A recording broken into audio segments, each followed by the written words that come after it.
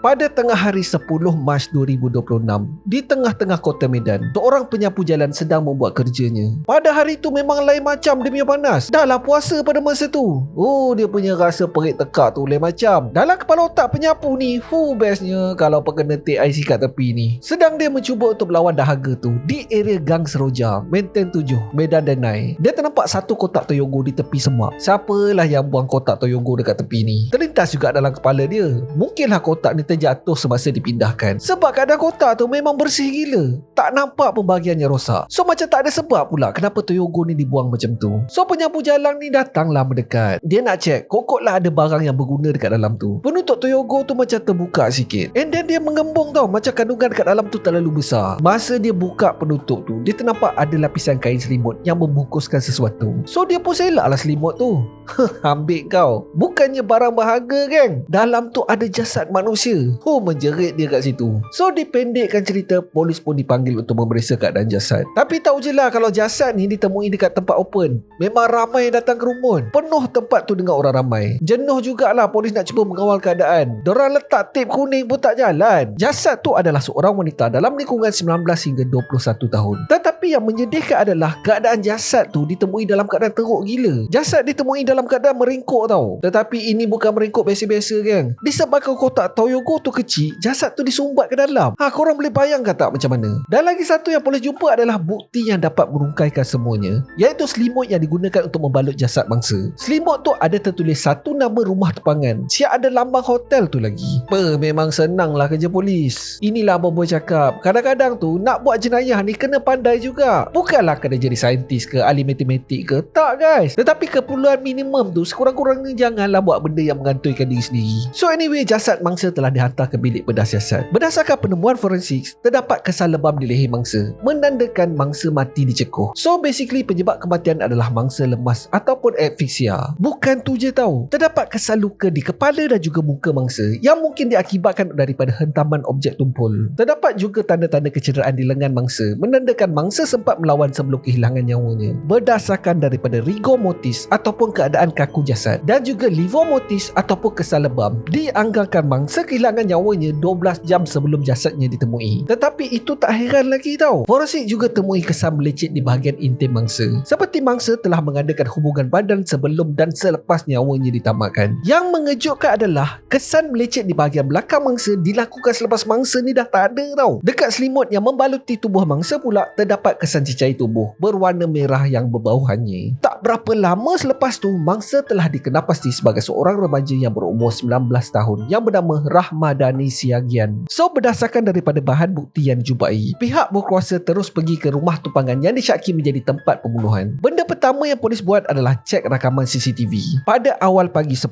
Mac, terlihat dua orang keluar daripada bilik hotel sambil mengangkat kotak Toyogo yang sama. Jelas terakam salah seorang daripadanya adalah seorang rider Grab yang berpakaian hijau, sementara seorang lagi berpakaian biasa. Suspek berdua mengangkat kotak tu ke atas sebiji motor dan terus meninggalkan pekarangan rumah tumpangan. Selepas tu polis cek pula log entry bilik. Memang sah kan toy? Bilik tu didaftarkan di bawah nama seorang lelaki yang bernama Syawal Ardian Shah yang berumur 19 tahun. Bila dah tahu identiti suspek, memang senanglah kerja polis. Sekejap je dah kena tangkap. Dilaporkan semasa proses penangkapan, suspek cuba untuk melarikan diri daripada kepungan polis di rumahnya, tetapi gagal. Dan tak berapa lama selepas tu pula, seorang rider Grab yang bernama Sofwan Habib telah berjaya ditahan atas dakwaan membantu melupuskan jasad mangsa. Kedua-duanya telah ditangkap pada hari yang sama jasad Rahmadani ditemui. Nampak macam open and shut case kan? Dia bunuh, dia lupuskan jasad, lepas tu dia kena tangkap, settle. Tetapi tak semudah tu geng. Yang gilanya adalah motif pembunuhan. Kenapa Rahmadani ditamatkan? Serius tak masuk akal weh. Kalau korang dengar mesti meletup otak. So semasa dalam sesi soal siasat, Syawal terus mendedahkan semuanya. Tak ada tapis-tapis dah. Syawal menjelaskan yang dia kenal mangsa menerusi aplikasi. Mula-mula tu kawan-kawan je, tetapi makin lama diorang berdua menjadi makin rapat. Ayat punya ayat. Sampailah satu masa si Syawal ni ajak berjumpa. Yelah, sembang dah macam suami isteri dah, tetapi tak pernah bersua muka lagi. Dan akhirnya pada malam 9 hari bulan Mac, diorang pun berjumpa di sebuah kedai makan. Si Syawal ni punyalah terpukau dengan kecantikan Rahmadani, dengan putihnya, dengan gebunya. So selepas habis makan, si Syawal ni ajak untuk check-in pula. Dipendekkan cerita, Rahmadani setuju. Pada lebih kurang pukul 9 malam, malam, rakaman CCTV jelas menunjukkan kedua-dua pasangan yang mabuk bercinta ni terus masuk ke bilik. Maka bermulalah sesi senaman intim di antara mereka berdua. Selepas selesai pusingan pertama, diorang berhenti kejap. Tetapi si Syawal ni masih lagi tak puas. Dia minta lagi sekali. Tetapi kali ni dia request lain sikit. Dia minta untuk memasuki di tempat yang tak sepatutnya, iaitu melalui lubang tombol. Memang tak nak lah member. Dah lah baru kenal beberapa hari. Dah bagi betis nak peha pula. Mana boleh macam ni. So Rahmadani ni menolak. Tetapi si Syawal ni nak juga-juga. Dah ayat baik-baik tak dapat. Last-last dia cuba memaksa pula. Maka bergasaklah diorang berdua dekat dalam bilik hotel tu. Si Rahmadani ugut untuk menjerit kalau Syawal tak lepaskan dia. Disebabkan takut Syawal kemudiannya bertindak melilitkan tudung di leher Rahmadani. Niat dia hanya untuk mendiamkan mangsa je. Tetapi dalam keadaan kelam kabut tu, dia tak boleh kawal kemarahan dia. Dan akhirnya Rahmadani terus tak sedarkan diri. Mula-mula tu Syawal ingatkan Rahmadani ni pengsan je. Dia cubalah juga kejutkan Rahmadani. Kejut dia kejut, tak sedar-sedar pula dia. Last-last dia cek pernafasan Rahmadani. Sudah, Rahmadani dah tak bernafas dah. Menurut pakar forensik, jerutan yang dilakukan terlalu kuat sampaikan pembuluh darah di leher mangsa pecah. Melihat yang mangsa ni dah tak lagi bernyawa, dia sambung melakukan aktiviti jijik ke atas Rahmadani. Time ni lah lubang tombok mangsa telah disemai benih. Selepas settle semuanya, Syawal bertindak mengumpulkan semua barangan-barangan mangsa seperti handphone, barangan kemas, baju-baju dan juga beg tangan dan diletakkan di dalam sebuah beg plastik. Pada lebih kurang pukul 11 malam, Syawal dilihat keluar daripada bilik membawa beg plastik dengan tujuan untuk melupuskan bahan bukti. Tetapi selepas settle, dia tak balik ke bilik hotel tau. Syawal decide untuk tidur di rumah teman wanitanya. Guys, rupanya si Syawal ni dah ada girlfriend dah. Tetapi masih lagi nak berskandal di sana sini. Dan si girlfriend Syawal ni tak tahu langsung pasal benda ni. Dia tak tahu yang Syawal telah menamatkan nyawa seorang gadis di dalam bilik hotel pada lebih kurang pukul 8 pagi pada besoknya, iaitu pada 10 hari bulan. Sekali lagi terakam Syawal sampai di hotel dan memasuki bilik. Dia membalut tubuh mangsa dengan selimut hotel dan cuba untuk membersihkan bilik hotel tu daripada segala bahan bukti yang tinggal. Selepas selesai membungkus, Syawal telah menghubungi kawannya yang bernama Sofwan Habib yang juga adalah seorang rider Grab. Dia minta Sofwan ni untuk datang ke hotel. Menurut Sofwan, pada mulanya dia tak tahu pun yang Syawal ni dah tamatkan nyawa mangsa. Pada mulanya si Syawal ni just minta bantuan untuk menumpangkannya balik ke rumah. Syawal nak ambil barang sikit katanya. Lepas tu dia minta untuk hantar balik ke hotel. So Sofwan ni pun tak adalah fikir apa-apa. Dia pun tumpangkanlah Syawal ni tanpa banyak soal. Syawal balik ke rumahnya untuk mengambil satu kotak toyogo besar berwarna putih. Dan selepas tu pula Sofwan drop Syawal ni balik ke hotel semula. So okey lah, Sofwan dah nak belah dah pada masa tu. Dia nak ambil customer dah ni. Tetapi dihalang oleh Syawal. Syawal cakap Sofwan kena tolong dia. Tolong apa pula ni? Dah lah aku tumpang kau pergi balik free tau. Ni nak minta tolong lagi. Pada masa ni lah Syawal telah mendedahkan yang dia telah menamatkan nyawa skandalnya.